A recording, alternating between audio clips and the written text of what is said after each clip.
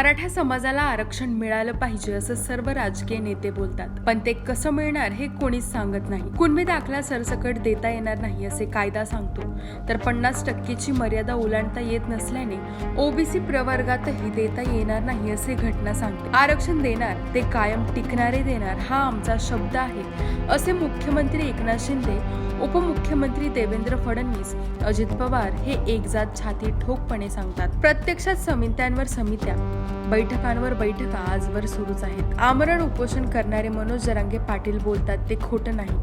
आजवर किती समित्या आल्या आणि गेल्या, किती मुख्यमंत्र्यांनी आश्वासने दिली आणि संपले सुद्धा, मात्र आरक्षण मिळालेलं नाही. समाजातील भाऊबंदकीत जमिनीचे तुकडे तुकडे झाले. शेती बेभरवशाची झाल्याने ग्रामीण भागात हा समज आर्थिकदृष्ट्या मागे पडला हे मान्य केले पाहिजे.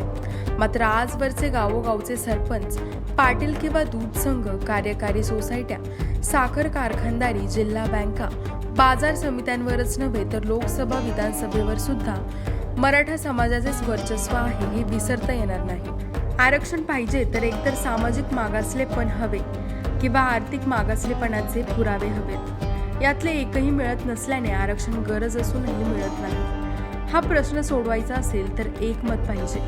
खरं तर आरक्षण देणं हे राज्य सरकारच्या हातात राहिलेलं नाही, तर केंद्राच्याच कक्षेत आहे. प्रत्यक्षात आग रामेश्वरी आणि बंब सोमेश्वरी अशी आजची परिस्थिती आहे.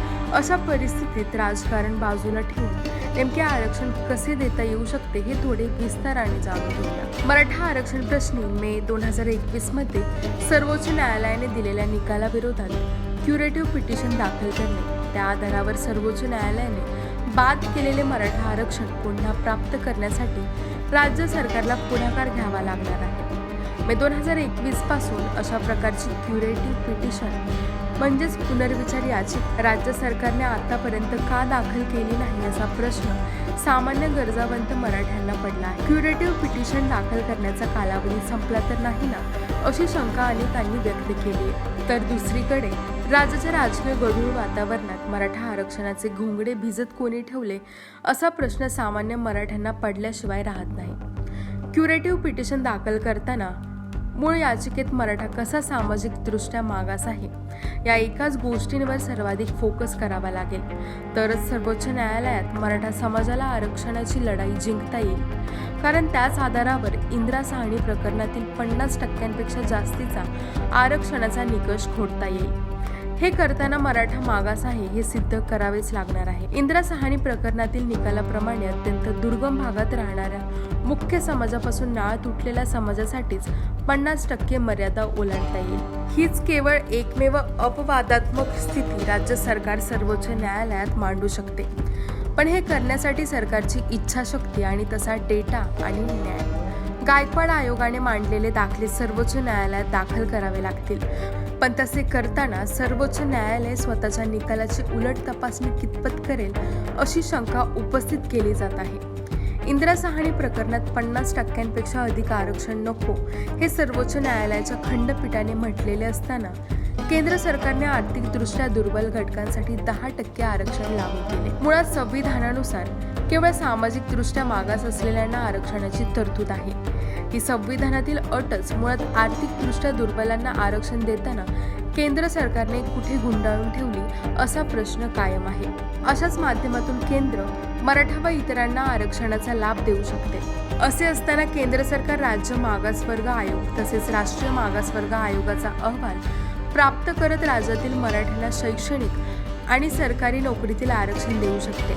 पण येथेही समाज मागास आहे हे सिद्ध करावे लागेल. इतर आरक्षित समाजापेक्षा सामाजिकदृष्ट्या पिछाडीवर आहे याचे दाखले द्यावे लागतात. त्यासाठी राष्ट्रपतींच्या मंजुरीने संविधानाच्या 9व्या सूचीत मराठ्यांना ते मागास असल्याचा समावेश करता येईल. त्याची एक लांबलचक प्रक्रिया असून यासाठी सरकारला महसूल विभागाला कामाला लावावे लागेल. स्थानिक पातळीवर तलाठी आणि ग्रामसेवकांचा मराठा मागास असल्याचा अहवाल राज्यभरातून जमा करत त्यावर सांख्यिकी प्रक्रिया करत तसा अहवाल राज्य मागासवर्ग आयोगामार्फत केंद्राच्या राष्ट्रीय मागासवर्ग आयोगाकडे पाठवावा लागेल. त्या अहवालाची तपासणी झाल्यावर संसद याविषयीचा ठराव मंजूर करत राष्ट्रपतींच्या मंजुरीने 9व्या सूचीत मराठ्यांना मागास म्हणून समाविष्ट केल्यानंतरच मराठ्यांना आरक्षण मिळू शकते.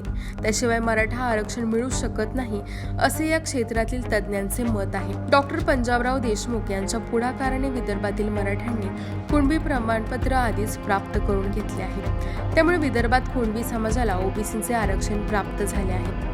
पण त्यामुळे मराठा समाजाचा प्रश्न सुटत नाही. कोतवाल बुक TC यात कुणबी असेल तरच ओबीसी आरक्षणाचा लाभ होतो, पण अनेक मराठ्यांच्या कोतवाल बुकमध्ये अशी नोंद नाही.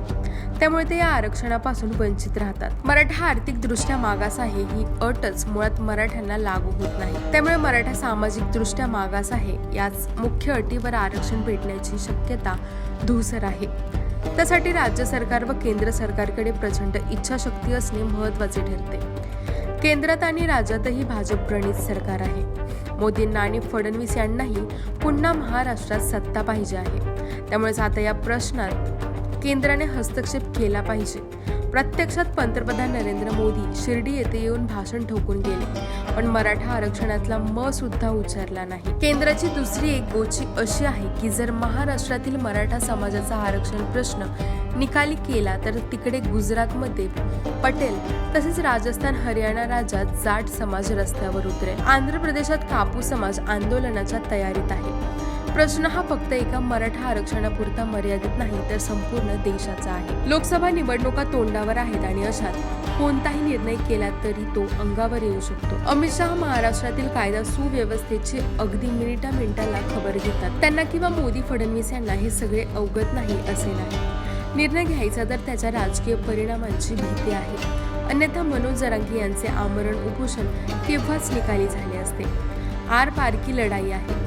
मुख्यमंत्री उपमुख्यमंत्री आणि सरकारला परिस्थितीचे गांभीर्य लक्षात आल्याने ते आता जमिनीवर आले. आरक्षण हाच यापुढच्या सर्व निवडणुकांचा मुख्य प्रचाराचा मुद्दा असणार आहे. मराठ्यांना खुश करावे तर ओबीसी नाराज होतात. इकडे आड तिकडे विहीर अशी स्थिती आहे. आता दोर तुटलेत त्यामुळे लढा किंवा कड्यावरून उड्या खाऊन मारा. शिंदे फडणवीस यांची खरी कसोटी आहे. या तापलेल्या भट्टीतून ते तावून सुलाखून निघाले तर पुढचे राज्य त्यांचेच असेल आणि फेल गेले तर भाजपची माती सुद्धा होऊ शकते.